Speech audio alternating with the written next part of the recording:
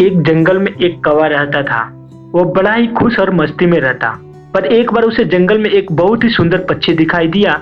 वो परंतु उस पक्षी के पास गया। उस पक्षी का रंग सफेद था। कौवे ने इस पक्षी से पूछा कि तुम्हारा नाम क्या है। पक्षी ने हंसकर कहा हंस। कौवा बड़ा खुश हुआ और कहा खुश होकर, यार तुम तो बहुत सुंदर हो और तुम्हारा रंग भी सफेद है, तुम्हें तो जिंदगी जीने में बड़ा मजा आता होगा। हंस ने कहा नहीं, मुझसे ज्यादा भी कोई और सुंदर है। और कौवा हैरान हो गया और कहा वो कौन है जो तुमसे भी सुंदर है।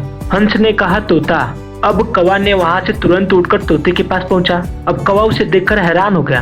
तोते के गले लाल रंग और तोता हरे रंग का था। कौवे ने उससे कहा यार तुम तो बड़े खुश रहते होगे, तुम इतने शानदार जो दिखते हो।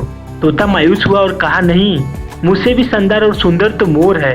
अब कौवा वहां से उड़कर मोर को ढूंढने लगा। उसने कई दिनों तक मोर को ढूंढा लेकिन मोर उसे नहीं मिला। लेकिन कुछ दिन बाद उसे पता चला कि मोर शहर में चिड़ियाघर में है।